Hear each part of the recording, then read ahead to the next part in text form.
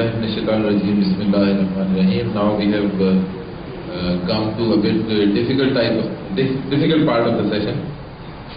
The third and just after lunch, it will be a bit tiring. The people will be required to be a bit more active.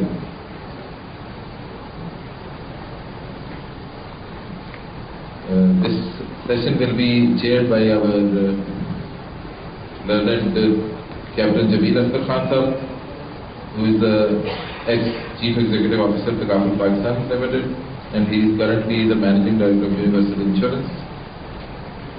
And with him, the co-chairperson will be Engineer Shaukat Hussain Sahab, who is the Director General of Pakistan National Accreditation Council. Captain Jameel Akhtar Khan Sahab and Engineer Shaukat Hussain.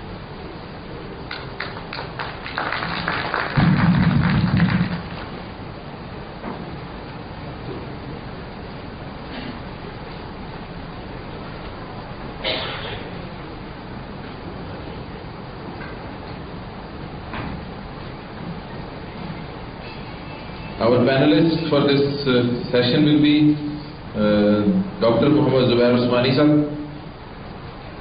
Dr. Zubair Usmani Sahab actually does not require any introduction. However, I tell you, he is a renowned Sharia scholar and the on the Sharia supervisory boards of many Islamic financial institutions, and he is representing Darul Uloom Karachi. Dr. Sahab will be talking on the Sharia principles in halal food industry. Our next panelist is Mr. Raheel Iqbal. Mr. Raheel Iqbal is a partner in Halal Industry Research Center, Pakistan, and he will be talking on the Halal Islamic finance support for the halal food industry. Mr. Raheel Iqbal. And our third panelist will be Mr. Mashhood Ahmed Siddiqui. He is the Products Manager, Vector Foods, Karachi, Pakistan. Mr. Mashhood Ahmed Siddiqui will be sharing his learning on the shelf life of the halal business.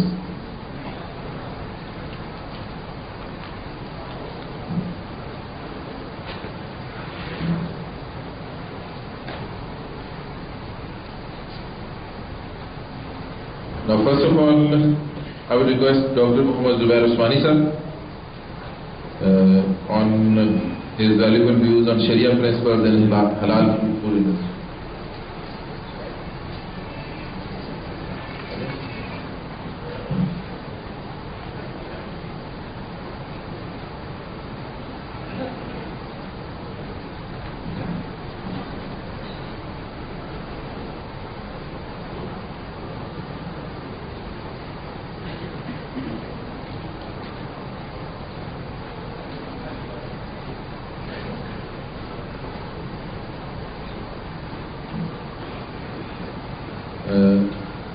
Actually, to save the time, we are going to the first session. We will be calling Dr. Sahab later. I will request Mr. Raheel Iqbal, partner of Halal Industry Research Center, Pakistan. Mr. Raheel Iqbal.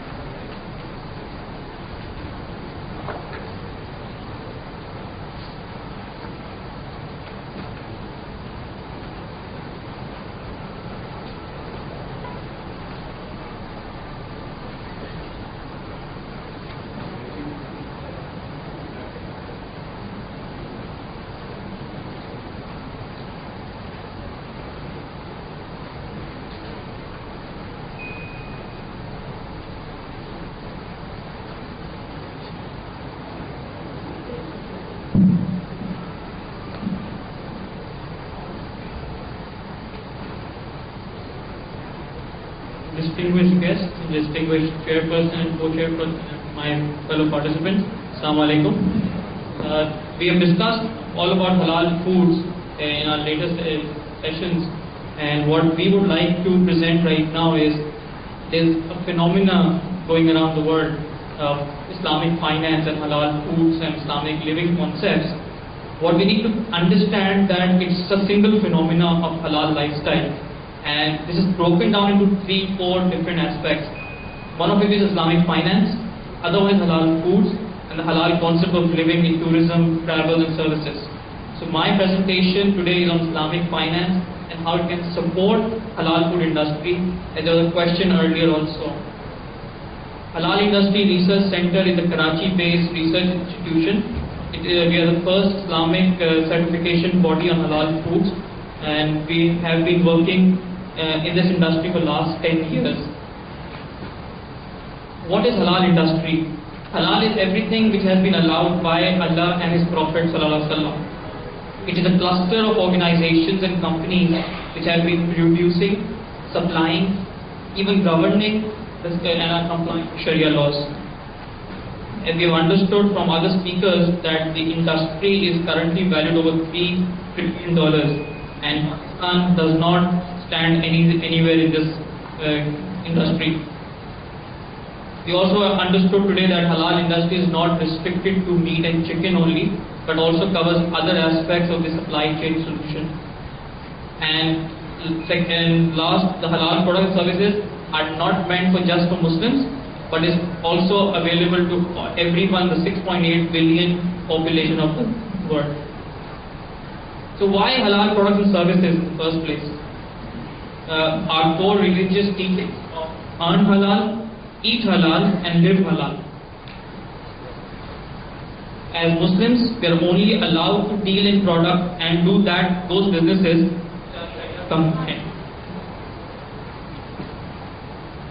Muslims, especially living in non-Muslim countries like West, Europe, they require authentic halal products and services. Not the product and services which says itself is halal, but they should be authentically certified, which includes both Islamic finance and halal foods. And of course, halal products and services are a quality mark too in the industry. Halal industry, the Islamic finance industry is valued over $1 trillion. Pakistan, including Malaysia and the Middle East, have been pioneers in this industry, promoting this into the West. Even locally also, Pakistan is considered one of the pioneers in product development on Islamic finance, the provision of services, which has been tremendous in this country. The halal food industry is valued over $500 billion. The major Islamic hubs are from Far East to the Middle East to the Europe. The major halal food suppliers we've discussed. Major halal food buyers also we've discussed.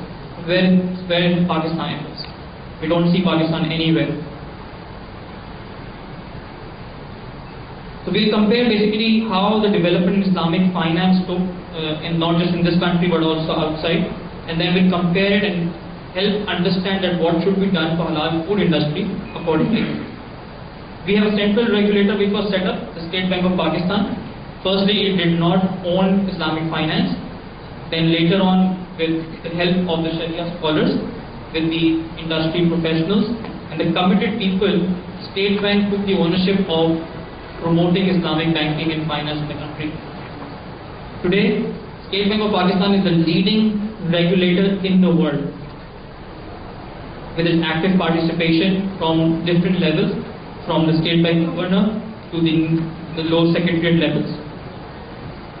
It was developed as a central body, and the important thing is it implemented the harmonized standards among the banks and the insurance companies. It showed its leadership qualities and it took ownership in the industry. The second was the Sharia expertise. Sharia expertise was developed on all levels, where we explained banking to Sharia scholars.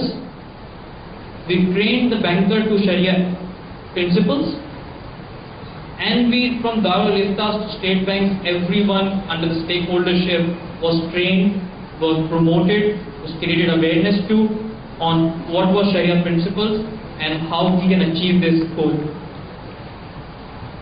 Third was the service providers, which played a critical role in the industry. These were specialized providers in the industry, including the product development and the consultants, especially Al-Huda training providers, and research and publications. So basically it showed that the development was due to the total commitment of the industry, not just one aspect or not just one stakeholder.